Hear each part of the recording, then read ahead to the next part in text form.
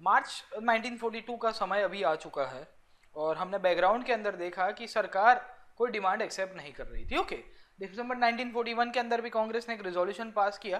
Finally सरकार को लगा कि हमको एक और पॉलिटिकल एडवांसमेंट की तरफ स्टेप लेना चाहिए और सरकार बताती है, ब्रिटिश गवर्नमेंट डिसाइड करती है that will be sending a representative जिनका नाम था स्टैफोर्ड क्रिप्स, और वहां से ही एक मिशन भारत के अंदर आता है जिसे कहा जाता है क्रिप्स मिशन। ओके, तो याद रखेगा कि इनिशियली सबसे पहले कौन सा पॉलिटिकल एडवांसमेंट हुआ, it was August offer. August offer के बैकग्राउंड के अंदर हमको देखने को मिलता है कि वो जब वहां पे पॉलिटिकल एडवांसमेंट कुछ हो नहीं पाता है, फिर से डेडलॉक वाली सिचुएशन के अंदर आ जाती है सरकार और अंग्रेज, तो यहाँ पे सरकार और कांग्रेस, तो यहाँ पे आपको देखने को मिलेगा that the Congress will be launching individual satyagraha. Later on individual satyagraha को भी खत्म कर दिया जाता है और फिर से दिसंबर तक कांग्रेस थोड़ा बहुत अपना सक्रिय पॉजिटिव एस्पेक्ट दिखाने की कोशिश करेगी एंड फाइनली मार्च 1942 के अंदर सरकार यहाँ पे अपना एक पॉजिटिव अप्रोच लाने की कोशिश करती है and it sends a mission under the leadership of Stafford Cripps जिसे कहा जाता है Cripps mission. Okay, so Cripps mission क्या था क्या नहीं हम लोग जानने की कोशिश करेगा। ओके, तो स्टैफोर्ड क्रिप्स आगे बताता है कि I am gonna solve the issue now. याद रखेगा कि मैं अभी यहाँ पे जो भी पॉलिटिकल कन्फ्लिक्ट है एक झटके में आके सॉल्व करके जाऊंगा, तो इसको भी सपने थे कि भारत को ये सब कुछ हम आज़ादी दिला के जाऊंगा यहाँ से। Okay, so it was headed by Stafford Cripps, he was the president of board of trade at that time. Okay, तो यहाँ पे हम लोग जानने की कोशिश करते हैं कि ऐसी क्या हालत हो गई कि सरकार को अचानक ही इंग्लैंड से एक अथॉरिटी भेजनी पड़ी। अब देखिएगा कि ऐसे तो बहुत सारे मिशन आते रहते थे, फमाइन कमीशन आया, ये आया, फला आया, ढिमका आया, बट हमको सब याद नहीं रखने। बट इंपॉर्टेंट कॉन्स्टिट्यूशनल एडवांसमेंट को लेके ब्रिटिश गवर्नमेंट का कोई पॉजिटिव प्रपोजल 1928 के बाद आया था, तो वो था आपका क्रिप्स मिशन। 28 में उन्होंने क्या भेजा था, साइमन कमीशन। साइमन कमीशन भी वही था कि भाई भारत के अंदर हम लोग कुछ थोड़ा बहुत कॉन्स्टिट्यूशन लाने की कोशिश करेंगे और इंडिया को थोड़ा सेल्फ गवर्नमेंट देने की कोशिश करेंगे। ओके, पर वो तो नहीं हो पाता है सक्सेसफुल।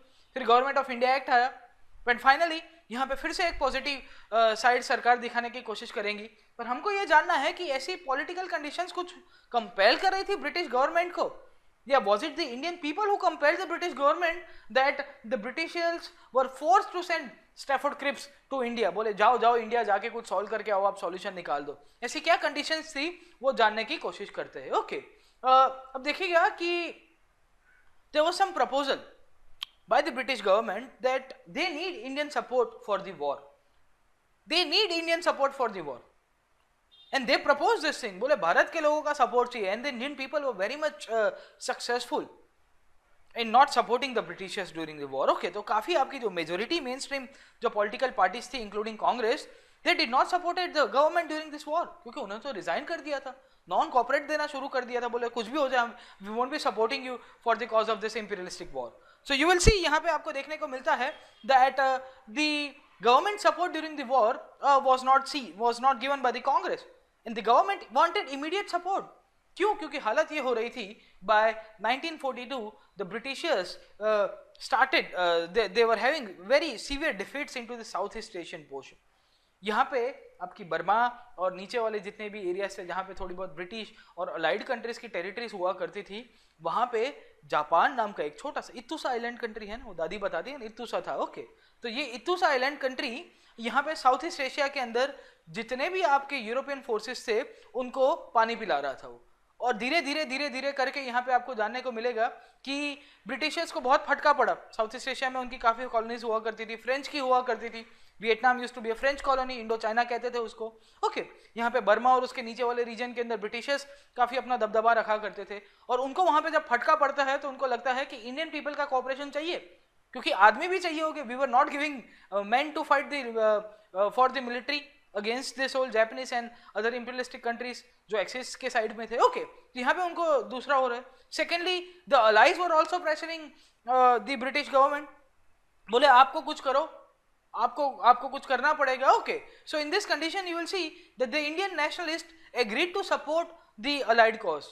जब यहाँ पे इतना प्रेशर आ रहा था दोनों साइड से, ब्रिटिश गवर्नमेंट को भी बाहर की इंटरनेशनल फोर्सेस थी वो उसको प्रेशराइज कर रही थी, तो इंडियन गवर्नमेंट ने इंडियन के नेशनलिस्ट थे उनको भी लगा कि क्रिप्स कुछ आया है तो हमारे लिए कुछ अच्छा होगा यहाँ पे। Okay, so they thought of supporting the Cripps mission की, बोले चलो कुछ लेके आए, पहले इसका इसका खजाना खुलने दो, इसके खजाने के अंदर से अलादीन का चिराग निकलता है कि नहीं निकलता वो जानने की कोशिश करेंगे। जीनी विनी आता है कुछ और जीनी बोलेगा कि भाई भारत को हम लोग आज़ादी दे रहे हैं, तो बहुत अच्छी बात होगी। और वो अलादीन का चिराग सोने की जगह आपके पित्तल का निकला तो उसको डाल देंगे कचरा पेटी के अंदर, डस्टबिन के अंदर। ओके, तो ये पूरी की पूरी स्टोरी चलती है यहाँ पे।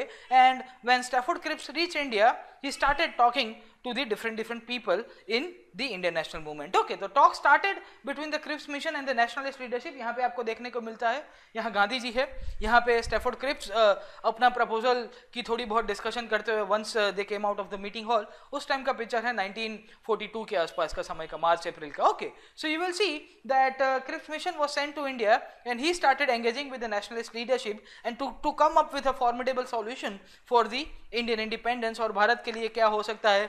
And they also wanted India to support the British cause of war. Okay, तो ये दोनों चलता था कि टिट फॉर टैट वाली था कि क्विड प्रो क्वो कहते हैं इसको, कि मैं तुम्हें हेल्प करूंगा तुम मुझे हेल्प कर देना। अब क्रिप्स मिशन के क्या क्या मेन प्रपोजल थे, जैसे अगस्त ऑफर के मेन प्रपोजल थे वो हम लोग जान लेते हैं। बहुत ही इंपॉर्टेंट है, बहुत ही आपको याद रखने पड़ेंगे। इस बार के शायद क्वेश्चन के अंदर भी या लास्ट ईयर के क्वेश्चन पेपर के अंदर था क्रिप्स मिशन के ऊपर क्वेश्चन, कहीं ना कहीं आते रहते, 2015-14 के अंदर भी आया हुआ है। ओके, आप देख लीजिएगा। यहाँ पे एज यूजुअल क्रिप्स मिशन को आपको याद रखना पड़ेगा कि as a policy, as a carrot and stick policy, ये एक और गाजर था और हमको बोल दिया जाता है कि रट्टा मार देना इसको भी। ओके, तो ये लो एक और गाजर, फिर से आपका स्टैफोर्ड क्रिप्स बताता है कि रट्टा मार लो इसको भी। तो कैरेट एंड स्टिक पॉलिसी के तहत आपकी इसके क्या क्या प्रपोजल्स थे वो आप याद रखिए। ओके, सबसे पहले बताता है ये that we will be forming an Indian union with a dominant status. फिर से मजाक तो कर दी थी। ओके, बट अब तक आपको समझ में आ ही गया होगा कि डोमिनेंट स्टेटस मतलब कांग्रेस उसको आराम से उसको बोल देगी कि भाई साहब हमसे ना हो पाएगा, बोले डोमिनेंट स्टेटस हमको चाहिए ही नहीं। ओके, तो ये जो डोमिनेंट स्टेटस की जो बात होती रहती है बात के ऊपर, तो जितने भी प्रपोजल आए ना जहाँ पे डोमिनेंट स्टेटस की मांग करेगी पोस्ट 1930s, तो आपको उसको रिजेक्ट ही करना है। कांग्रेस ने कभी एक्सेप्ट नहीं किया होगा कि कांग्रेस 1928 तक का उसने टाइम दिया था, सॉरी 1930 का टाइम, जब एक साल उसने दिया था, जब गांधी और मोतीलाल नेहरू कन्विंस करते हैं कांग्रेस की यंग लीडरशिप को, बोले एक साल सरकार को देना चाहिए। If the government does not accept with in this 1 year then we will launch a civil disobedience movement. Okay, यहाँ आ जाता है वापस Indian union with dominant status की मांग जो कर रहा था। ये जो डोमिनेंट स्टेटस की मांग यहाँ पे आपको देखने को मिलता है कि बहुत ही रिडिकुलस थी इंडियन लोगों को, अगर देखा जाए कि ये लोग कब से डिमांड कर रहे थे हम लोग को पूर्ण स्वराज चाहिए, but the British government thought of giving them dominant status. Cripps mission सबसे पहले ये प्रपोजल करता है। Secondly it also talks that after the war we will be establishing a constituent assembly. बोले constituent assembly will be convened after the war. फिर से इसने वही ख्याली पुलाव वाली बात कर दी, हवा में ताजमहल बनाने की बात कर दी, हथेली में चांद दिखाने की बात कर दी। बोले युद्ध खत्म होने के बाद वो ना कि अगर बगर कि अगर मैंने पढ़ लिया होता तो आज मैं आईएएस वाली जो थियरी चलती रहती है, ये दिन मैं मूवी नहीं गया होता तो अच्छा रहता, ये फलाना फलाना फलाना चीजें। तो यहाँ पे भी यही था कि एक बार युद्ध खत्म हो जाने दो, उसके बाद मैं यहाँ पे कॉन्स्टिट्यूएंट असेंबली की स्थापना करूंगा। अरे कॉन्स्टिट्यूएंट असेंबली कब युद्ध खत्म होगा किसको पता ही नहीं है। ऊपर से तो हालत ऐसी हो गई थी, the Japanese were on the door step of India. बोले बर्मा तक तो आ चुके थे वो लोग यहाँ पे। ओके, तो आज नहीं तो कल इंडिया की ऊपर ये लोग अटैक कर दे तो ब्रिटिशर यहाँ के भाग गए तो क्या करोगे। ओके, तो ऐसी कंडीशन थी ब्रिटिशर्स की। तो ये अगर मगर वाली केस ये फिर से क्रिप्स मिशन बात करता है, तो ये भी बहुत ही डिस्गस्टिंग फीलिंग लाने वाला था हमारी कांग्रेस लीडरशिप के लिए। ओके, सेकेंडली इन्होंने ये भी बताया कि ये कॉन्स्टिट्यूएंट असेंबली जो अपना कॉन्स्टिट्यूएंट बनाएगी, अपना कॉन्स्टिट्यूशन बनाएगी, उसको ब्रिटिश गवर्नमेंट एक्सेप्ट करेगी post war with some conditions, कि आप अपने हिसाब से कंडीशंस के हिसाब से रखिएगा। कि जैसे अगस्त ऑफर के अंदर बताया ना कि युद्ध खत्म होने के बाद हम लोग देखेंगे आप अपना कॉन्स्टिट्यूशन बना सकते हो, बट एज यूजुअल युद्ध कब खत्म होगा वो किसी को पता नहीं। ओके, तो 2000 ऐसा हो सकता है 1950 में भी हो सकता है और कल भी हो सकता था, 2 दिन के बाद भी हो सकता था। Okay, no one knew when the war will end. Okay, तो ये कंडीशन के अंदर जब क्रिप्स मिशन अपना प्रपोजल रखता है तो आपको देखने को मिलेगा कि बड़ा ही लाजमी चीज था, कांग्रेस इसको ज्यादातर पॉइंट्स के ऊपर रिजेक्ट कर देगी। साथों साथ इसने ये भी बताया कि एक यूनियन बनाएगा। इसने क्या लिखा है, पहला point, an Indian union with a dominant status. So now the Cripps mission will say that any province who is not willing to join the union can have a separate constitution and they can also form a separate union। बोले कोई भी राज्य ये संघ के अंदर भाग लेना नहीं चाहता है वो अपने हिसाब से अपना अलग संविधान बना सकता है, और अगर दो या दो से ज्यादा राज्य चाहते हैं कि वो अपना अलग से संघ बनाए, उसको लेके भी इसने अपनी हामी भर दी थी.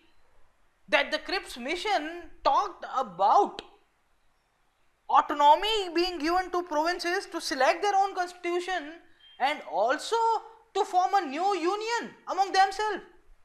Say for example, the eastern states will say that we do not want to join the Indian Union and we want to form our own constitution and we want to form our own union, and that was acceptable to Cripps mission. That means, that implies that somewhere deep down the demand of Pakistan was being conceded by the proposal given in the Cripps mission. Mind well, the demand of Pakistan was in an implicit way, it was being accepted. बोले हो सकता है कि यहाँ पे eastern majority western majority वाले state से सब अलग होकर अपना यूनियन बना दे और अपना कॉन्स्टिट्यूशन बना दे. There can be a possibility, क्योंकि ये स्कोप पॉइंट नंबर 4 जो लिखा गया है, that was accepted by Cripps mission. तो क्रिप्स के अंदर के जो मांग कर रही थी उसको हमने देखा.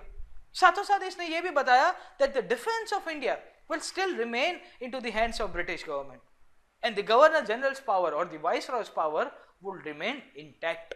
So on one hand, गाजर बताया मैंने, कैरेट एंड स्टिक. बोले देखो देखो देखो, आपको इतने सारे गाजर दिए, डोमिनेंस स्टेटस का, कॉन्स्टिट्यूएंट असेंबली का, अलग से यूनियन बनाने का, बट स्टिक कहाँ पे दे दी? बोले स्टिक क्या था? बोले डिफेंस तो हमारा रहेगा, और डिफेंस ब्रिटिशर्स का रहा तो आप सोवरेन कैसे रहे? नहीं बने, इसके लिए तो डोमिनियन बोला है. खैर डोमिनियन क्या चीज है, आप अगर थोड़ा बहुत टेक्निकल टर्म्स के अंदर ना जाते हुए आपको एक चीज समझ में आनी चाहिए कि dominion is a transition phase for a state between a colony and a sovereign country. एक राज्य अपनी उपनिवेश वाली व्याख्या से जब सार्वभौमिक की तरफ प्रस्थान कर रहा होता है, और उस टाइम में आप में जब सत्ता का परिवर्तन आते हुए जो आपका जो शासक देश है आपसे सत्ता छुड़वा रहा है और अपनी सत्ता छुड़वा रहा है और आपको सत्ता दे रहा है, उन बिटवीन जो टाइम है उसी को ही ट्रांजिशन फेज को हम लोग जनरली बोला करते हैं. It's a dominion phase. Okay, तो डोमिनियन आपको पता होना चाहिए जनरली लेमन टर्म्स के अंदर ये टर्म को किसे कहते हैं. Okay, so defence of India would remain intact into the hands of British. The governor general powers would also remain intact. अभी गवर्नर जनरल का पावर आपने इंटैक्ट रखा है, डिफेंस ऑफ इंडिया का पावर इंटैक्ट रखा है, तो बचा क्या? तो बचा क्या भाई साहब? आप एक साइड के ऊपर डोमिनेंस स्टेटस बता रहे हो, कॉन्स्टिट्यूएंट असेंबली बता रहे हो, and when you will see that all this proposals were not accepted and as a result the Cripps mission fail. तो यहां से मुद्दा आता है कि ऐसी क्या कारण हो गई थी कि क्रिप्स मिशन फेल हो गया. What was the reason behind the failure of the Cripps mission? What was the response to the proposal given by the Cripps mission? Cripps ये जो proposal देता है उसका क्या response आया? कांग्रेस ने तुरंत ही ऑब्जेक्ट कर दिया. क्यों?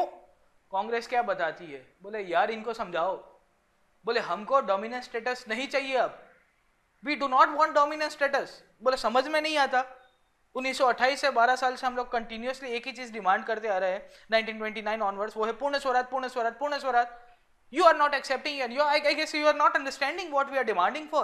बोले इनको समझाओ, हमको नहीं चाहिए कुछ भी, अब जो भी चाहिए पूर्ण स्वराज. ओके, हम क्या चाहते हैं? आजादी. बोले कंप्लीट इंडिपेंडेंस की ही बात हो रही थी यहाँ पे कांग्रेस के द्वारा. So the Congress objected to the first point. बोले ये क्या क्रिप्स बता रहा है? The Cripps mission, the fundamental reason behind the failure of Cripps mission वो यही था. बोले it talked about dominance status. Dominance status तो चाहिए नहीं कांग्रेस को. कांग्रेस को एक ही चीज, बोले आजादी, आजादी के बिना कुछ नहीं चाहिए. ओके, तो ये ब्रिटिश गवर्नमेंट से इनको आजादी चाहिए थी, कुछ भी हो जाए बोले आप यहां से निकलो. ओके, सेकेंडली इसके अंदर ये हुआ कि ये जो दूसरा मुद्दा था कांग्रेस को जो पसंद नहीं आ रहा था, वो था कि इसने बताया Cripps mission talked about that a constituent assembly will be formed. Okay, post war, युद्ध खत्म होने के बाद हम लोग यहाँ पे संवैधानिक सभा की स्थापना करेंगे. अब संवैधानिक सभा की स्थापना, the constituent assembly which will be established after the war. Who would be the members of the war? Second question was there.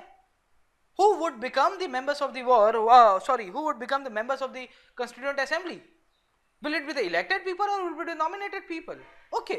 So यहाँ पे आपको देखने को मिलता है that the British said that the states, particularly the princely states, they will be sending their nominees, क्योंकि they were also included into this Indian Union. Bharat के जितनी भी रियासतें थी उनके जितने राजा थे वो लोग अपना प्रतिनिधि को भेजेंगे. अभी ये प्रतिनिधि को प्रजा के द्वारा तो चुनाव से द्वारा नहीं भेजा गया होता. So they were basically nominees sent by their kings, and Congress objected this thing that the representative of the states by nominees should not be accepted. We want representation by the elected members. बोले elected members जो प्रतिनिधित्व कर रहे हैं ना ये संवैधानिक सभा का, उसके अंदर के सभ्य कैसे होने चाहिए? बोले उनको नॉमिनेटेड सभ्य नहीं चाहिए. We want elected representative. तो वही हो गए ना भारत की प्रजा के प्रतिनिधि. ये तो ऐसा हो गया कि मैं फलाने स्टेट के ऊपर राजा हूं and I will send one of my ministers, बोले तू जा सिमरन जा, भाड़ में जा, ऐसा करके भेज दूंगा उसको वहां पे. अभी ये कंडीशन थी यहाँ पे, और ये कंडीशन के अंदर उसको, ठीक है भाड़ में जाने की बात वही होती रहती है, तो उनको भगा दिया जाता है इनडायरेक्टली. ओके, यहाँ से तो यही था. ओके, तो represent of the states by the nominees and not elected by the not by elected representatives, उसको लेके भी डिमांड हो रही थी कांग्रेस के द्वारा, और कांग्रेस ने एक्सेप्ट नहीं किया. बोले अगर आपको कॉन्स्टिट्यूएंट असेंबली बनानी है, अगर आपको संवैधानिक सभा बनानी है, तो वहां पे आपके चुनाव के द्वारा जो प्रतिनिधित्व उभर के आ रहे हैं उनको आपको सभा के अंदर स्थान देना चाहिए, ना कि कोई नॉमिनेटेड बंदों को. ओके, सो सेकंड थी यहाँ पे कांग्रेस ने एक चीज के ऊपर और एक ऑब्जेक्शन किया. बोले right of the province to secede. मैंने बताया ना पॉइंट नंबर 4 याद करिए इसका. पॉइंट नंबर 4 क्या बताता है? Any province not willing to join the union could have a separate constitution and form a separate union. Congress तुरंत हरकत में आई. भाई साहब ये तो राइट टू सेसीड की बात कर रहा है, सेसेशन की बात कर रहा है, बोले अलग होने की बात कर रहा है. And the Congress did not like it. बोले how can you give the province the right to secede? On one hand you are talking about Indian union, on one hand you are saying that an Indian union with a dominant status will be formed, and on the other side you are talking and you are contradicting your own point that we will be giving the government will be giving power to the provinces that they can form their own separate union. The Congress said no, there's only one and only one union, that is India. There's only one Indian union. यहाँ पे और कोई states को हम लोग accept नहीं कर सकते.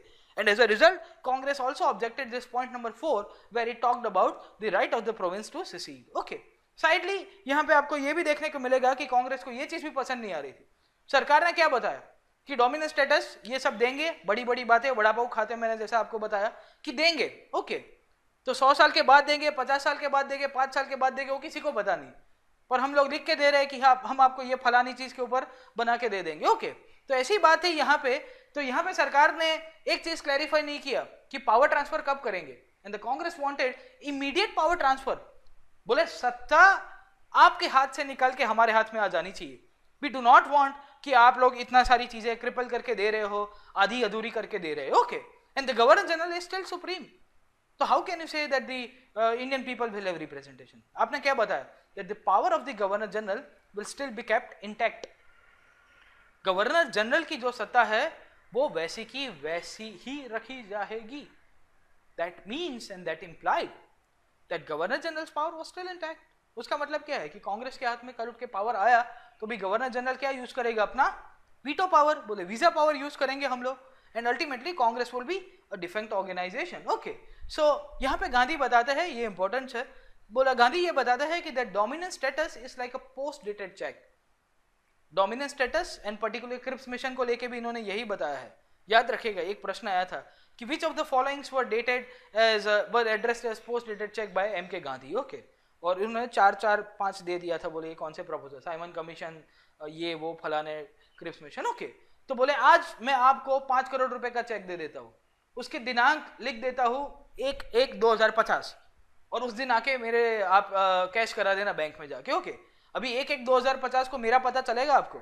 आज लिख के दे देता हूँ कि भाई चलो on 1/1/2050 I will be giving you 50 crore rupees, और ये लो मेरी तरफ से चेक, नमस्कार आप जीत गए हैं, खूब खूब अभिनंदन. ओके, ऐसा करके चेक दे देता हूँ आपको केबीसी की तरह. तो गांधी भी यही बताते हैं. बोले ये क्रिप्स मिशन भी पोस्ट डेटेड चेक की तरह है. बोले हथेली में चांद दिखा रहा है, बोले देखो चांद दिखा, ये रहा दिखे, अब देखिए वहां से हम लोग अब कुछ लेके आएंगे. Okay, so dominant status like a post dated cheque which was Cripps mission particularly was addressed by Gandhi as a post dated cheque. आपको याद रहना चाहिए. ओके, तो कांग्रेस का ऑब्जेक्शन हमको समझ में आ रहा है कि क्रिप्स मिशन के जो फंडामेंटल प्रपोजल्स थे ना उसको लेके उन्होंने किया. बोले I do not want to accept this proposals and they are very vague in nature, और ये ख्याली पुलाव पकाने की बात हो रही है. Okay, secondly Muslim League also did not accept it, क्योंकि सबसे पहला पॉइंट क्या था, बोले इंडियन यूनियन बनाएंगे, चौथा पॉइंट उसको ही कॉन्ट्रोडिक्ट कर रहा था, बट मुस्लिम लीग ने बोला कि वाई इंडियन यूनियन, बोले सिंगल इंडियन यूनियन हमको नहीं पसंद है। तो मुस्लिम लीग ने भी ऑब्जेक्ट किया, कांग्रेस ने भी ऑब्जेक्ट किया, और इसके बाद क्या था, इसके बाद आपको देखने को मिलेगा कि क्रिप्स मिशन के दौरान आपको देखने को मिलेगा कि the Congress objected to this dominant status demand. Congress accept नहीं कर रही थी, बोले डोमिनेंट स्टेटस नहीं चाहिए। ओके, तो इनको डोमिनेंट स्टेटस नहीं चाहिए हमको, अब तो सिर्फ पूर्ण स्वराज। दी मुस्लिम लीग सेड, बोले we do not want a single Indian union, हमको भारत के अंदर एक सिंगल यूनियन नहीं चाहिए, हमको अलग से हमारा चाहिए, आप उसको इम्प्लिसिट नहीं एक्सप्लिसिट दिखा के दो कि भाई हमारी अलग से ये जमीन होगी और वहां पे उसके बाद ही हम लोग बात करेंगे। So Muslim League also objected, the Congress also objected that we do not want a single union Indian union, the Congress said that we do not want dominant status. यहाँ पे दूसरी और भी पॉलिटिकल पार्टीज थी, जैसे 1920s में मैंने आपको बताया कि यहाँ पे और भी लिबरल्स की पॉलिटिकल पार्टीज हुआ करती थी। एक पार्टी थी जिसका नाम था हिंदू महासभा। हिंदू महासभा भी एक चीज के ऊपर ऑब्जेक्ट करती है कि there should be no right to secede. बोले आप सिसेशन की बात कर रहे हो, अलगाववाद की बात कर रहे हो, अलग होने की बात कर रहे हो, वो भी क्रिप्स मिशन का प्रपोजल है, हमको नहीं पसंद है। So you will see that the major political parties cutting across their political ideologies rejected the demands or rejected the proposal which was made under Cripps mission, and as a result you will see कि Cripps बोलता है कि भाई साहब हमसे ना हो पाएगा। बोले इतना प्रोटेस्ट उसने सोचा भी नहीं था, बोले इतना प्रोटेस्ट तो बोले बोरिया बिस्तरा बांध के वो निकल जाते हैं वापिस। तो एज यूजुअल यहाँ पे आपको देखने को मिलता है कि जैसे ऑगस्ट ऑफर आया था, वाइसरॉय लिथिंगलो भी कुछ नहीं कर पाए, इसके बाद यहाँ पे क्रिप्स को भेजा जाता है लंदन से, वो भी कुछ नहीं कर पाते हैं, और वो भी अपना बैग डाल के सब समेट के 1-2 महीने के अंदर निकल जाएंगे, बोले बेटा हमसे ना हो पाएगा। अभी ये कंडीशन के अंदर मार्च में जब क्रिप्स को भेजा जाता है और वो भी एक डेडलॉक की तरफ चला जाता है, और यहाँ पे आपको देखने को मिलेगा फिर से मुस्लिम लीग, फिर से कांग्रेस, और एक साइड के ऊपर ब्रिटिश गवर्नमेंट अपना एक सॉल्यूशन नहीं ला पाती है, कॉन्स्टिट्यूशनल एडवांसमेंट के तौर के ऊपर सॉल्यूशन नहीं ला पाती है, भारत को किस तरह से आज़ादी मिलेगी उसको लेके भी एक एम्बिकेबल सॉल्यूशन के ऊपर नहीं आते हैं, और इसी के चक्कर में यहाँ पे आपको फिर से एक डेडलॉक की सिचुएशन के ऊपर देखने को मिलता रहता है। अब आप याद रखिएगा एक और चीज़ कि क्रिप्स मिशन को फेल कराने के पीछे ब्रिटिश गवर्नमेंट का भी हाथ बोला जाता है। उस टाइम के अंदर ब्रिटेन के अंदर रूल करने वाले लोग थे, एक तो थे आपके Winston Churchill who was the prime minister of England eight that time, and prime minister of England eight that time also आपके और भी ब्रिटिश गवर्नमेंट के ऑफिसर्स से, दे डिड नॉट, ऐसा बोलते हैं हिस्ट्री के अंदर कि they did not wanted sir Stafford Cripps to succeed into this mission. बोले स्टैफोर्ड क्रिप्स को बोला गया था कि you should not go beyond this line, मतलब उसको ऑटोनॉमी नहीं दी गई, उसको फ्रीडम दी गई थी that he can engage with Indian people but he can not go beyond certain steps. अगर आप लंदन से आ रहे हो, आप सरकार के प्रतिनिधि बन के आ रहे हो, और आपको बात के हाई कमांड को पूछना पड़े कि हाँ गांधी ये बता रहे हैं, नेहरू ये बता रहे हैं, जिन्ना ये बता रहे हैं, मैं क्या करूं, अभी ऐसी कंडीशन इनकी हो गई थी। तो ये बोला जाता है कि he did not have the power to go beyond a draft declaration।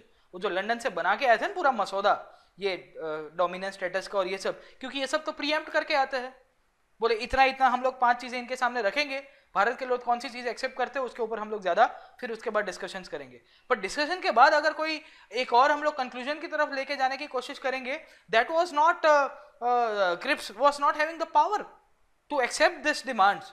So you will see ultimately that majority of the proposals he could not go beyond a draft declaration। क्यों?